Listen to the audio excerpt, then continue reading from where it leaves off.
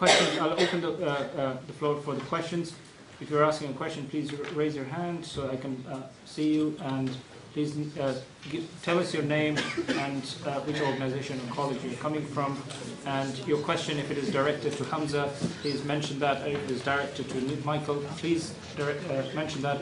If it is directed to both of them, please mention that too. Please speak loud and clear. Questions? 1, 2, 3, 4. We'll take 4 questions at a time, please. Okay. I'm Saram Bakr. I'm from DCU. Okay. Just a question on, like, in terms of reality and a dream. What if we're in a dream? Okay, good question. Well, is it for both of them? It's specifically John. Okay. Oh, I have multiple questions. I'll try and limit it. Well, actually, in essence, I only have 2, but I'll stick to 1.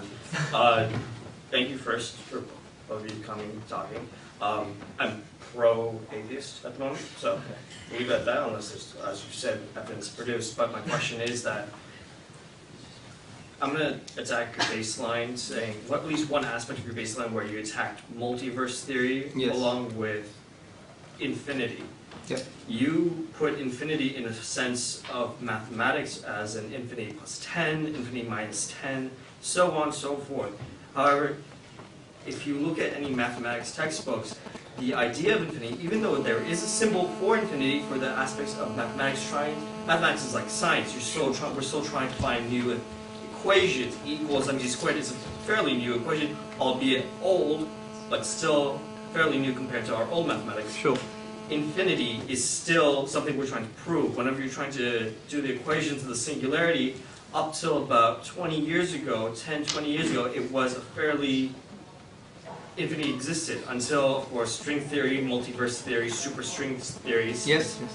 So, all that. So, it's trying to say infinity plus 10 is like saying, what's an apple plus an orange? You can't add the two. It's impossible. Exactly. Infinity is a concept.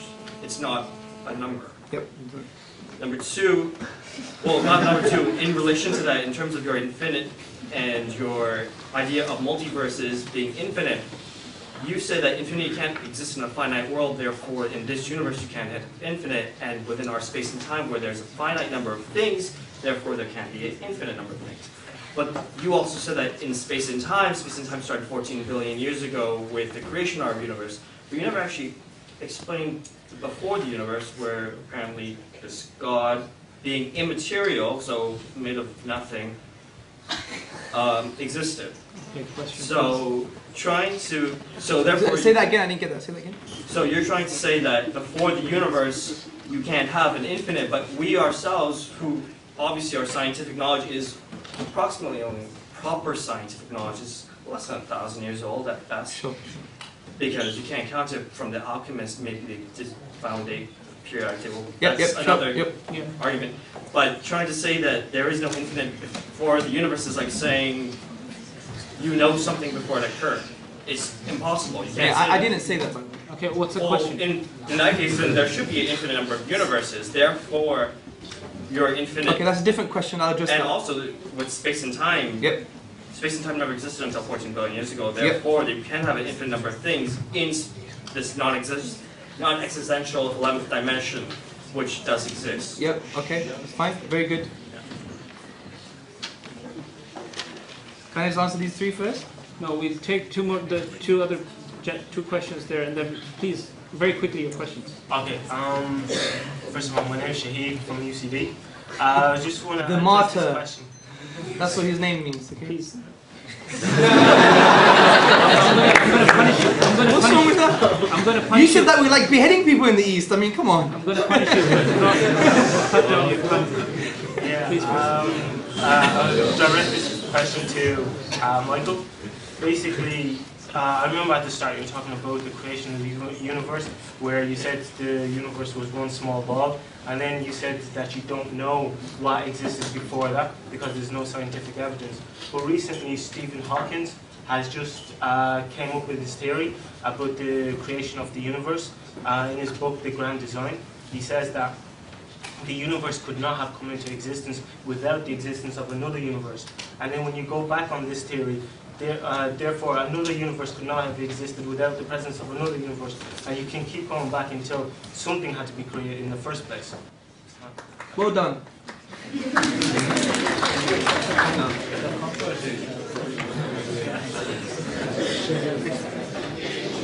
Okay, the lady there. No, we'll take 4 questions.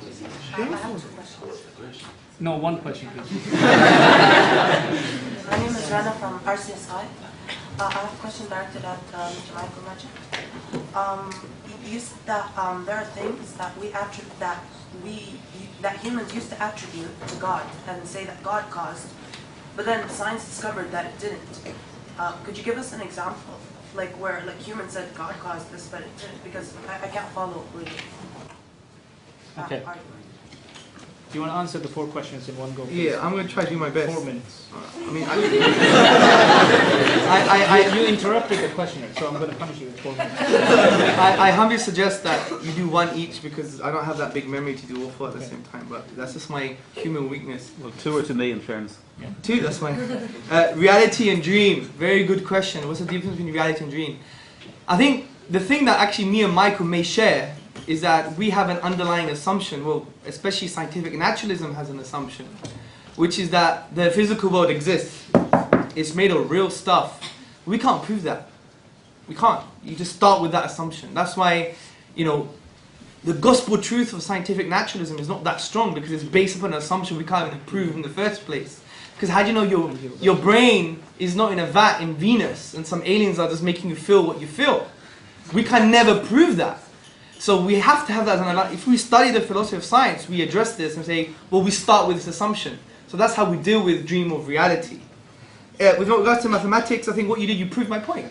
I agree. The concept doesn't make sense in the real world. It's like saying apple and pears, or whatever the case may be. So you've proved my point. There can't be an infinite regress of past events. Because it doesn't make sense in the real world. It's like, it doesn't make sense. It's based on axioms, conventions, and the mathematical realm of discourse. And when we study the philosophy of mathematics, you see that it's not a real thing. So how can we apply it to real things? And that's exactly my point. And to address the infinite issue, I think the Shaheed, the martyr's question, was a very good question. And it actually deals with the problem of this bloated theory of multiverses. The other point about God being infinite, and then you saying about him being immaterial, you're suggesting that there's a 4th dimension of the universe, which is time. According to physicists, that's true only in a mathematical conceptual sense. Now there's 2 views of time here, and it's going to get quite deep. There's the B theory of time and the A theory of time. You're suggesting the B theory of time, which is there is only a subjective experience of tense, past, present, and future. Whereas, according to this theory, B theory of time, everything just exists. And it's just there. So, for example, 2050 is a reality.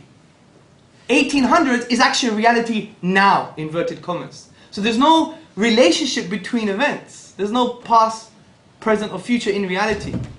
Now, if that's true, then time travel should be possible. Yeah? And I haven't had anyone on my door saying, take me to the future. Back to the Future. Do you remember the flux capacitor in the film? Now, the process is very conceptual. However, philosophically, we could reject that because we've got greater reasons to believe in the A theory of time, which means that there are tense relationships between certain events. A happens, then there's B. There's far more greater weight philosophically to adopt that approach. So I don't have to adopt your approach. The final question, there wasn't a final question. Yeah, it was addressed to... Oh, can I do that? No? Well, no, we can because Respectfully, it was his question. Yeah, okay. Yeah, I know, but Yeah, okay. There's 2 questions. I'll answer the first one first, or the second one first, which was, I think it's easier, to give examples of things that we once thought gods did, and now we have natural explanation. Things that we once thought that, when I say we, obviously that'll be this generation, but people once thought that gods held up the sky to stop it from falling in on us. People once thought that gods caused thunder and lightning because they were angry. People once thought that gods and demons possessed people to cause illness. There's any number of examples that you can use of things that people once attributed to supernatural explanations that now we have natural explanations. And there are no examples going in the opposite direction that I'm aware of, and certainly if there may be one or two, it would be minimal compared to the relentless flow in the other direction, where we once thought that we had a good natural explanation and now we find it's a supernatural one. With regard to the second question, the Stephen Hawking theory, I'm not even going to pretend to be a particle physicist, but my understanding of Hawking's theory is that because at a level smaller than an atom, the particles that interact at that level interact on a different basis and different physical laws to the laws that happen when they combine together to form atoms and tables and this room and the earth and the sun. And that what he is suggesting is that at that level, particle physicists are aware that what appears to be nothing is a vacuum that has, or what appears to be a vacuum actually has potential fluctuations in energy, and that those fluctuations in energy can cause particles and antiparticles to come into being with no apparent reason and then go out of existence again. And what his argument is that this can happen any number of times because of the existence of or the law of gravity. And his argument, which I don't even pretend to understand, is that the particles borrow energy from elsewhere in the field and then pay back that energy when by coming in and out of existence. Now, what he is suggesting is that in terms of multiverse, as I understand it, is that once that happens, and it happens again and again and again and again and again, that a number of these interactions have the potential to create a universe, and that most of them don't. Most of them collapse in on themselves before the universe is generated, but that once in a very long amount of these interactions, that one of them will expand enough to generate what we currently have as the universe. But there's another aspect of what he says, which is quite confusing to most non-particle physicists, which is that rather than working forwards from the start and working out the history of the universe from then, that you start at where we are and work backwards and find that there are an infinite number of histories that our current universe has, as opposed to potentially could have. Now, a lot of these things seem very counterintuitive, just as a lot of scientific advances have seemed very counterintuitive to previous generations. And it's going to take people, it's going to take normal people of just who are involved in normal day-to-day activities and not particle physicists a long time to catch up with being able to intellectually understand that. But the peer-reviewed results of what they're doing seems to suggest that it's a very accurate measurement of what is actually happening when they apply the theory to observations of experiment. Okay, next questions. Wow. Okay, I'm going to take 4 questions at a time. So this hand came first here, second. People who, that lady with the purple and the blonde hair. I'm going to take the Hudayfa, and I take. Okay. Okay. We'll take from one question from this side. So Yusuf, question. I just want to ask your name. Yeah, Yusuf from PBCU, so the science mode. So questions to Michael. There's so much fine-tuning on the universe, the way it's actually it's performed. Different planets are going in orbit, and if we look from biology to chemistry to all different sciences, we've seen there's a whole system that is going on. What kind of criteria? What do you want to be proved to you, that you want God to prove to you that He actually exists, other than Him showing Himself?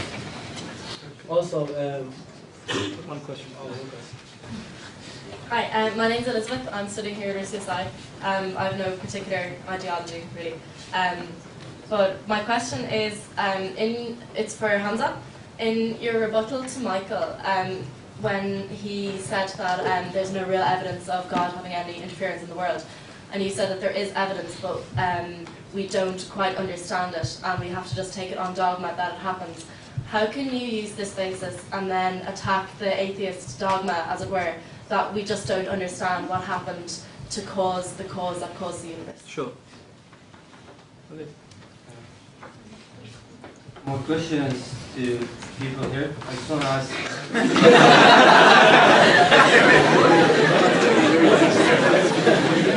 Don't answer him now. You can answer him, get him outside. Take him to Phoenix Park or to the Cliffs of Moher, anywhere.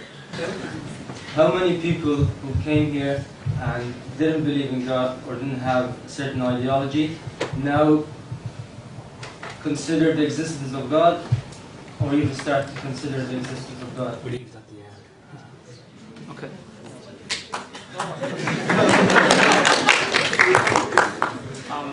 My question is about an argument that took a big chunk of time of tonight's debate, the argument of good versus bad. I think both debaters were assuming that good, or maybe I misunderstood, they were assuming that good and bad are universal truth. Where as a matter of fact, if good and bad were so innate, if they were fact and established, we wouldn't have debates such as the abortion debate and whether abortion is good or bad. Same applies to euthanasia and all of that. But I think from the religious perspective, and in all religions, it seems convenient that there are so many different interpretations of the same book. Same goes with Catholics and Protestants, same goes with Sunnis and Shiites, same goes with all the groups that take whatever they want out of the book and take that as fact for themselves.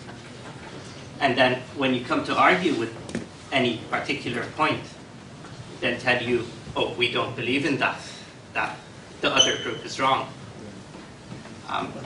So who's your question to? Both. Both of them. Okay. Okay. Does that mean that If you answered the three questions. Okay. Okay, Elizabeth, with regards to how God affects the universe. See, the reason I answered it that way was because we are talking about ontology, which means the essence, existence of something, not epistemology, how we get to know how something is done. That's the scientific claim, do you see? Which is a different issue. And I'm saying, just because you don't know how someone interacts with someone else or with a personal agent, it doesn't mean that personal agent or that thing with the will doesn't exist in the first place. Do you see? So it's about existence, not about the howness or whyness or something. It's two different discussions, do you see? Also, the gentleman's argument when he was talking to the rest of the audience, it's a bit of a logical fallacy to address the strength of argument by population. It's like argument by authority. If everyone in this room said that, for example, I'm an alien, does it mean I'm an alien?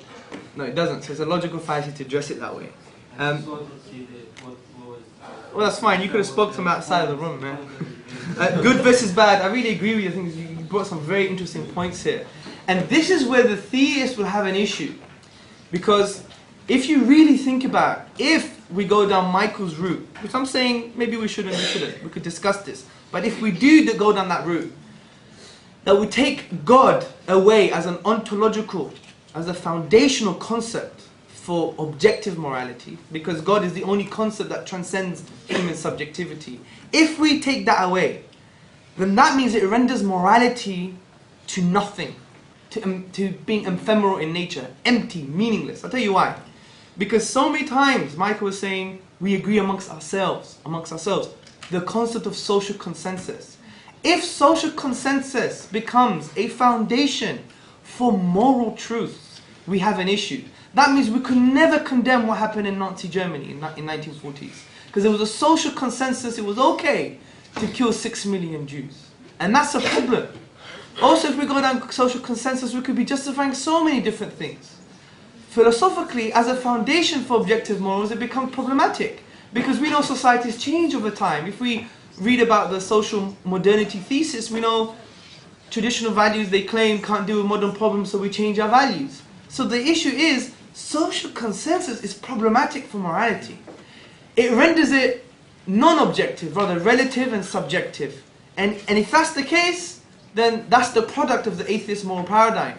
This is why when you read the book by Professor, philosopher J.L. Mackie, the late J.L. Mackie, his book Ethics, he actually is true to his own worldview, which is atheism, that there are no objective moral truths. So this is why I find it very funny when atheists, they can claim a moral truth objectively about religious scripture. That's really bad. You guys say that. That's really bad. You guys are backward. Why do you guys do this and why do you guys do that? And I'm like, how dare you philosophically? You're acting as if it's such an objective moral truth, as if there's an objective anchor to what you're saying. It's not. It's relative and subjective. So it's probabilistic. Do you see my point? And that's why I suggest everyone read the book Ethics from J.L. Mackie, because you come to the conclusion, if one is an atheist, then they need to be consistent with the moral paradigm. You can't be a rationalist with regards to morality, and all of a sudden you become a scientist with the existence of God. You can't have your cake and eat it from that perspective. That's why Richard Dawkins, I respect him in a certain way, because he actually says the logical implications of the scientific worldview or the atheist worldview is that there are no actual good or bad. They are not in an objective sense.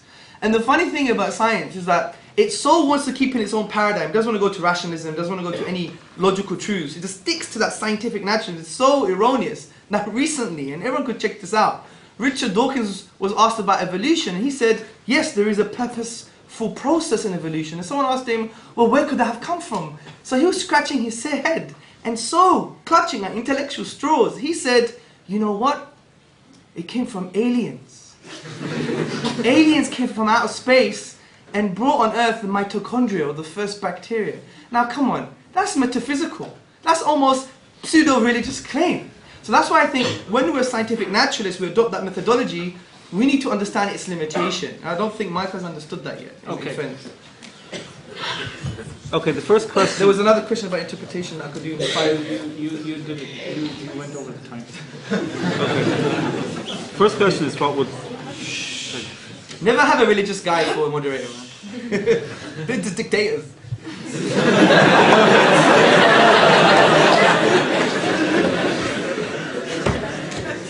Okay, so we've one person that's changing his mind about religion.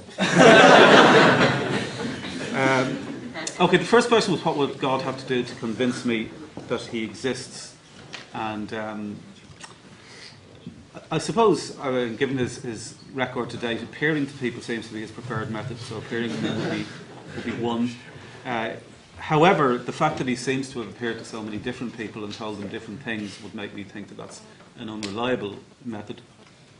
So I would think appearing to everybody and giving them the same message in unambiguous terms, rather than appearing to a lot of different people and giving them different messages in different languages, telling them to do different things, might be a start. Even then, I'd have to figure out ways of investigating how reliable that was, but that would be a start. The question of universal truths about good and bad, I'm not convincingly saying, or definitively saying rather, I'm not definitively saying that there are universal truths about good and bad independently of our minds. I'm saying that the closest that we can get to that, and I think something that we would all intuitively agree with, is that, as Sam Harris puts it, that the worst possible world would be a world where every sentient being is suffering to the maximal extent for no reason, and that every step away from that is a step towards moral goodness, and every step towards that is a step towards moral badness. Now, I think that's something that we would all intuitively agree with, if you put aside whatever thoughts you have of the source of it. It's the closest that I think we can get to common ground on that. Now, we then obviously have to work out together how we get away from that, and there are many different ways that and different ideas that people have about that. And even then, I think that particular approach is one that is used by religious people. All the religious people kind of add into the equation the effect of what we do on suffering and flourishing in an afterlife, which non-religious people don't believe in.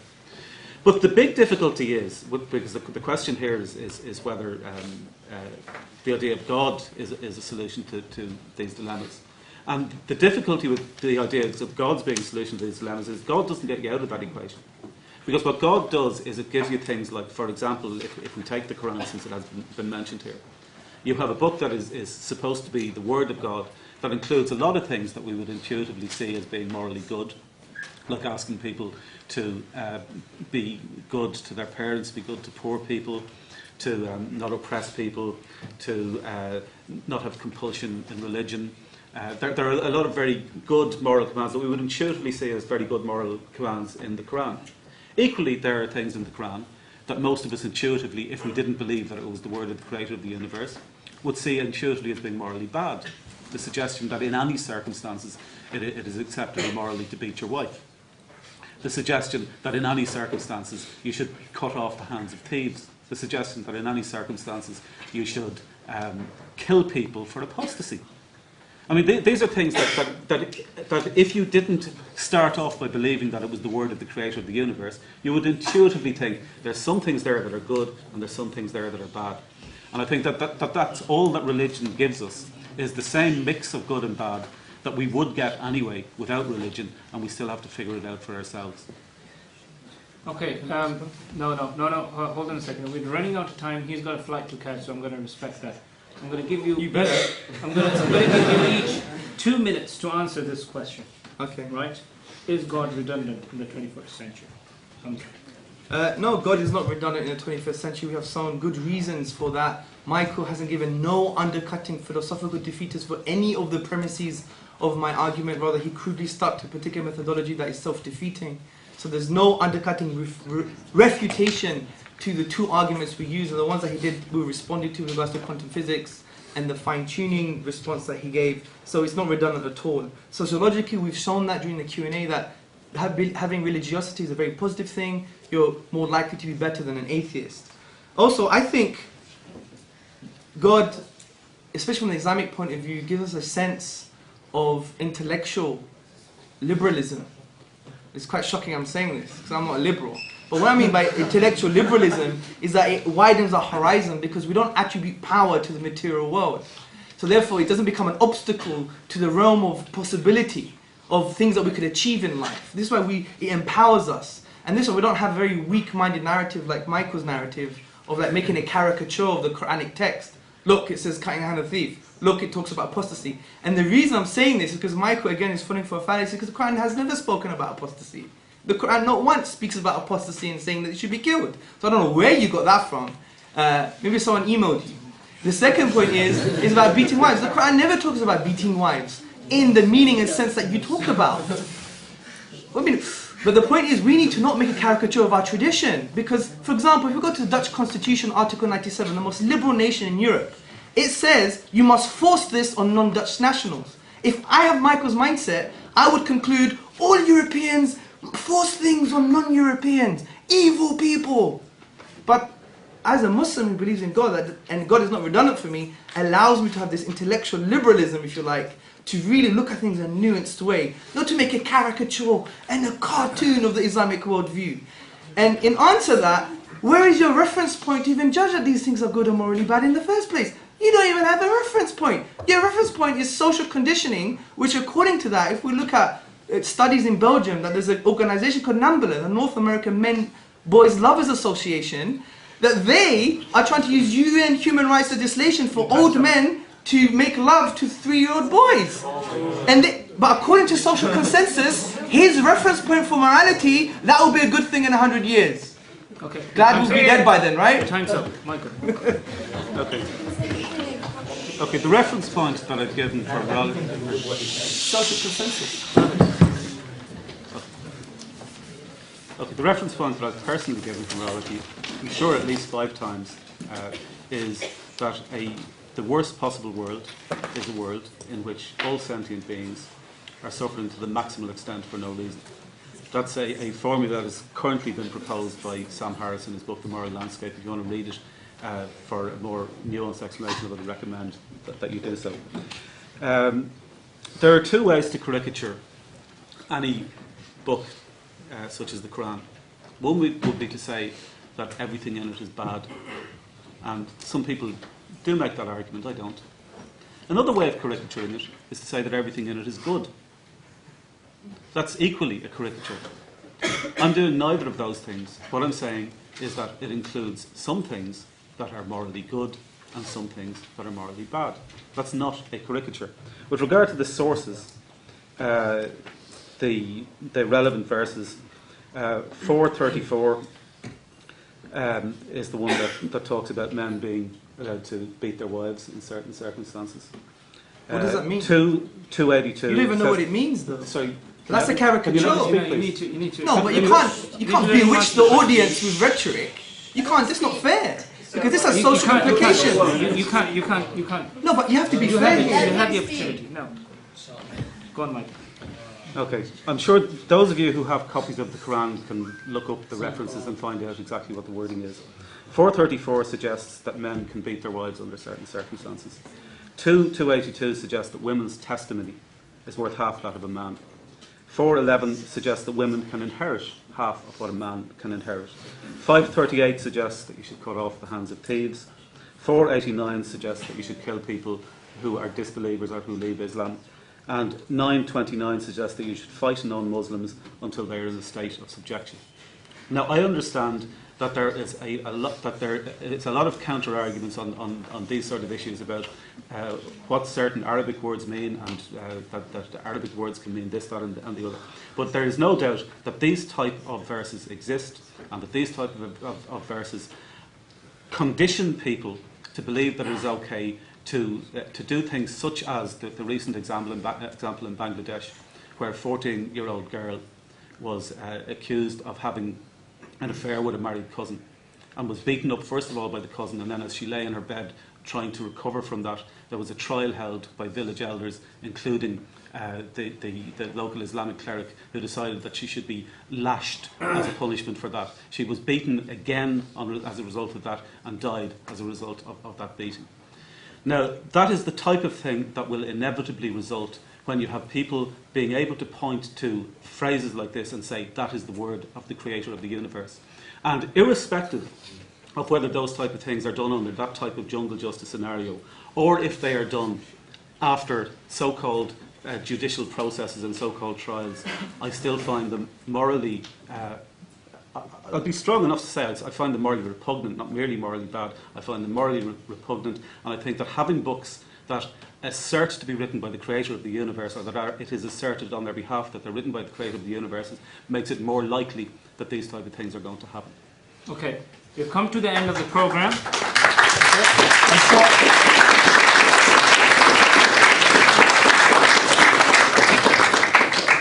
I'm sure you all have questions, so I'm going to say this very slowly.